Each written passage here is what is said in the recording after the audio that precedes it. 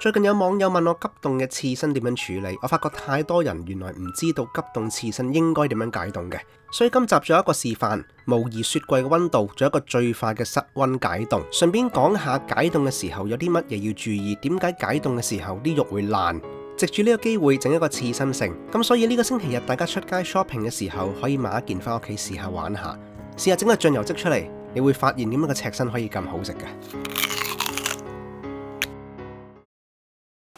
最近我發覺咧，有好多網友原來係對解凍呢個刺身嘅食物咧就唔係好熟悉㗎，即係佢哋原來係有啲係竟然可以將佢放水喉水解凍啦，有啲人係放室溫解凍啦，比較普遍啲咧就會放雪櫃解凍，即係下格解凍，呢個都 OK 嘅。咁但係問題係，喂，當你要用嘅時候，即係好似類似呢啲急凍咗好硬嘅吞拿魚嘅赤身為例啦，一日都未必得，可能要一日兩日㗎嘛。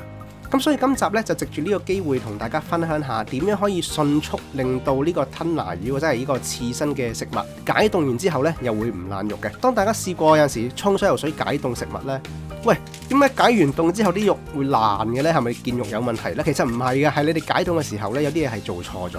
個中嘅原因我哋轉頭再講解一下，呢個時候咧示範下點樣做先。首先一紮嘅冰，加啲鹽落去，加啲清水落去啦，然之後將你需要解凍嘅食物、急凍嘅食物啊，就擺喺密實袋入邊，就將佢浸住冰水嚟解凍。呢一步呢，我哋係要模擬雪櫃嘅4度空間，所以其實擺喺雪櫃下格解凍原則上係冇問題㗎，只不過係個時間需要耐啲。呢個方法用水浸住係可以做到一個相似嘅情況，相似嘅溫度啦，而且呢就可以快啲。咁其實大家嘅原理都係一樣，只不過係你點樣去將個溫度傳遞去肉嘅入邊。假如各位觀眾入邊有啲年輕人呢，就可能讀過下呢方面有啲相關嘅知識呢，就會知道雪櫃嘅環境同你浸冰水嘅環境其實呢就真係相差好大嘅。嗰個熱流失咧或者係熱傳遞，浸住冰水係快過你喺個雪櫃入邊好多倍㗎。咁至於個食物究竟應唔應該浸住水去解凍呢？咁就好視乎你個食物係啲乜嘢食物啊。咁假如係好似一啲比較優質少少嘅食材呢，我哋係唔想佢個味道流失啦，又真係唔想去變色㗎。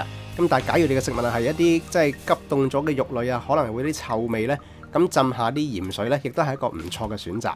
好，呢個時候呢，我哋做下實驗，證明下嗰個溫度呢係貼近雪櫃嘅溫度。嗱，呢個時候就非常之明顯啦。當我放一支棍落去之後呢，個溫度計由6度開始跌落去呢，一路跌到係4度。咁其實擺耐少少之後呢，佢跌到去3度添。呢個就係我哋應該有嘅下格溫度啦。嗱，呢嚿赤身呢，我有少少嘢會做嘅，就係做呢個江戶前嘅醬油漬。由於呢個食物以前做過呢，咁我就擺個連結喺上邊，有興趣就自己整下啦。不過今次嘅做法呢，就會有少少唔同啊。呢個時候我哋繼續講下呢個解凍嘅藝術。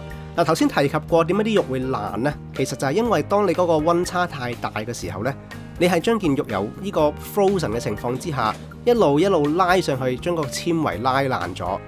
大家可以想象一下啦，假如大家喺一個雪房嗰度走出嚟，咁你好凍啊嘛個環境，當你走完出嚟之後，喂，出邊環境成30幾度喎，喺呢個極端嘅溫差下邊，喂，究竟你個肉會有咩感覺呢？相信大家應該都可以想象一下啦。嗱，呢個時候我哋講翻正題先。嗱，假如你啲冰溶晒之後呢，你驚你個水溫可能開始熱喎，其實就冇乜所謂嘅。但係假如你追求完美嘅話呢，你掟翻啲冰落去，咁一路呢，佢就會去翻呢個3、4度噶啦。嗱，呢個時候呢，我哋個吞拿魚呢就已經可以用得噶啦，解凍完成。而且亦都解凍得非常之靚，有陣時你解完凍之後呢，硬係有劈血水走出嚟嘅。喂，今次冇喎，好神奇係咪啊？嗱，呢個就係我哋解完凍嘅吞拿魚，望落呢就好似仲係好有光澤啦，又唔會走色啦。但係呢，其實佢已經完全解凍咗噶啦。我哋浸咗幾耐呢？我諗係9個字1個鐘啦，搞掂晒噶啦。同埋我哋個汁呢，假如大家知我要做啲乜嘢呢，其實都已經攤凍埋噶啦，非常之方便。呢個時候呢，就可以直接做我哋嘅醬油漬部分啦。首先微滾嘅水，將呢個吞拿魚嘅赤身部分咧放落去，煮佢大約係20秒左右。記得唔好大滾啦，大滾咧你就見到係霎佢咧，咁就有啲部分會煮得太多咧，咁你就會嘥啲位噶啦。OK， 大約係20秒之後咧，我哋就拎翻出嚟。最緊要佢嘅表面完全開始變咗啡色，咁就 OK 啦。你唔使擺太耐嘅。呢個時候即刻擺翻去冰水嘅入邊，我哋將佢降溫，唔好俾佢再煮落去。其實呢一步咧同呢個整 niçoise 咧就差唔多嘅嚇，做法都一樣咁滯，你係霎佢表面嘅啫。餘下嘅步驟，相信大家都估到啦，拎翻出嚟啦，印翻乾，將我哋頭先整出嚟嘅醬汁擺個容器入邊，擺嚿魚落去，浸佢過夜啊，咁就 OK 噶啦。記得表面咧就加翻張廚房紙，萬一有啲位置浸唔到嘅，廚房紙都可以幫我哋慢慢將下邊嘅醬油滲翻上去嘅表面，冚蓋入雪櫃，搞掂。所以頭半部嘅部分總結下先，就係當你解凍嘅時候咧，記得嗰個溫差千祈唔好太過大，太大啲肉會爛。呢個時候又引申咗第二樣嘢出嚟，就係話當我哋喺出邊買完啲肉翻嚟呢，會解完凍之後咧佢爛嘅，或者係拎出嚟嘅時候爛嘅。咁其實個原因咧，有機會係佢有啲人拎完出嚟，又唔買啦，劈埋一邊。啲售貨員見到，又擺翻落冰格咯。咁其實喺呢個溫差咁大情況之下呢，佢咪爛咯。OK 啦，去到下半部嘅部分，下半部呢就係講一啲飛機貨啊。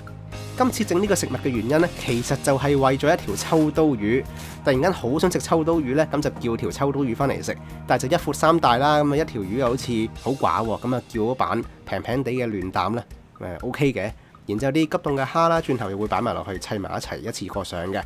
今集呢個刺身性原本係2個人食嘅啫，即係我老婆同我一齊食，但係呢就吸引咗2個人嚟食，即係話 total 變咗4個人。咁試問啦，一條秋刀點樣餵飽4個人呢？咁冇辦法啦，一陣間要切絲上。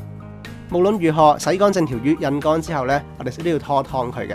秋刀魚湯佢就唔好難啦，係咁依將佢表面嘅鱗刮走之後呢，將個頭 cut 走，然之後將喺個籮柚個窿嗰度啊，一路拉個刀去翻個魚頸嘅位置。咁樣拉嘅時候我唔小心啦嚇，拉爛咗少少。不過呢忽呢，其實我都係會飛嘅。然之後呢，就將佢內部入邊嘅腸嘅部分呢，我哋全部拉翻晒出嚟啦。咁你中意整乾醬就整啦，唔中意整乾醬你就抌咗佢。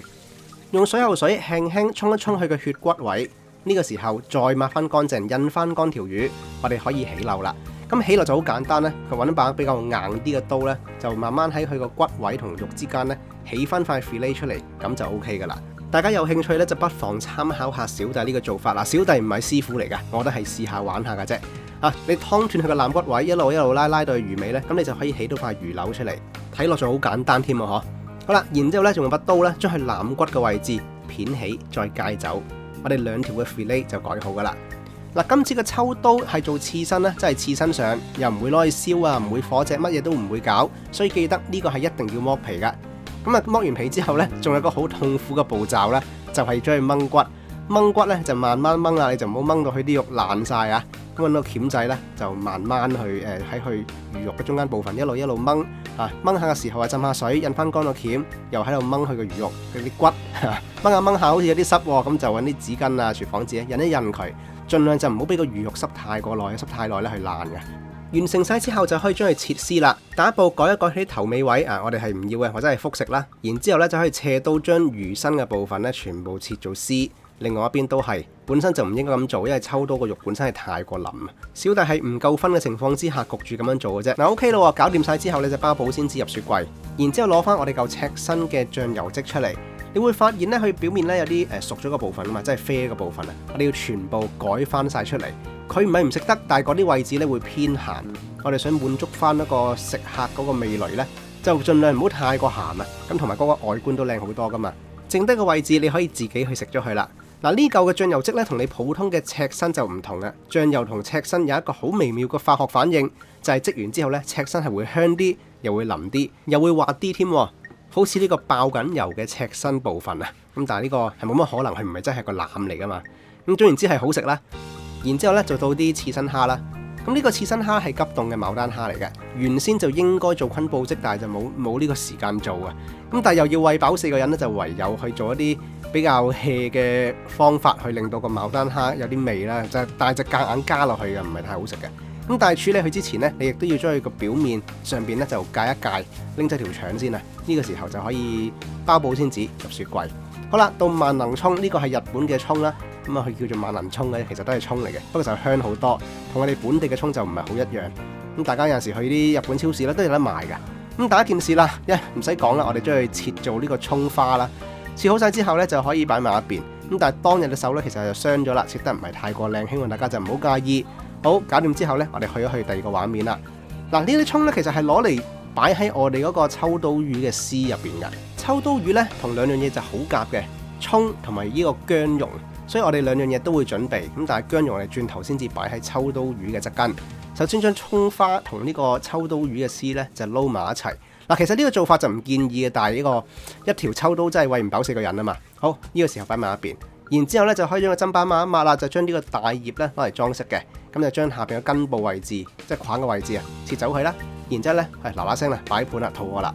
咁今次咧就擺得好醜樣啊，成個難民營咁樣樣，即係唔好介意啊！即係我都好唔滿意呢個擺盤方式。咁但係當日係太過肚餓啦，又要因為啲 friend 就到咗啦，咁都要嗱嗱聲上台，費事諗啦，求其啦。即係呢個都唔係我嘅作風嚟嘅。有陣時拍片咧點都有啲執着嘅，咁但係因為今次就唔係啲咩特別嘅片咧，都係教下大家，即係分享一下點樣去解凍。實質我要做咧，我真係冇理由咁樣擺嘅。呢啲擺盤方式咧就同即係放題啊，或者係一啲即係唔講啦，大家明啦。咁好啦，牡丹蝦我哋特登俾啲味，咩叫夾硬俾味佢咧？就係擠少少呢個柚子嘅醬啦，然之後一紮嘅三文魚子加少少嘅大葉絲。好啦，然之後薑蓉咧就擺喺呢個秋刀魚嘅上邊。咁今集呢個難民營咧最敗筆咧就係嗰個 wasabi 啦。wasabi 其實唔應該夾硬擺落去嘅，因為其實根本都唔襯。其實 wasabi 你擺喺每個人客隻碟就咪得咯。好啦，到最後呢個難民營咧就砌好晒啦。其實啲食物咧就唔係真係咁差嘅，係真係擺得太過醜樣。唯獨係個牡丹蝦就真係好有問題。第一個牡丹蝦就應該唔好咁樣直接去夾硬俾啲味佢嘅，就昆布積咗佢咧會好食好多。所以呢個擺盤方式啦，或者係呢個味道嘅設計呢，就真係非常之佳當。唔緊要啦，大家當笑片睇一次啦。有興趣嘅大家得閒就試下玩下啦。其實今集都係 vlog 下嘅啫，冇乜所謂嘅。最主要呢，都係講下點樣去解凍刺身嘅食物啊！大家就唔好擺水喉水直接解凍啊！呢個係會破壞咗你應該有嘅味道啊，有個質地口感都唔同晒。到最後希望大家睇得開心啦，喜歡嘅網友就讚好啦，未訂閱嘅訂閱咗佢，撳埋個當當，咁就得閒翻嚟睇片啦。喜歡嘅可以追蹤我嘅 Instagram 或者 Facebook，我哋下次見啦，拜拜。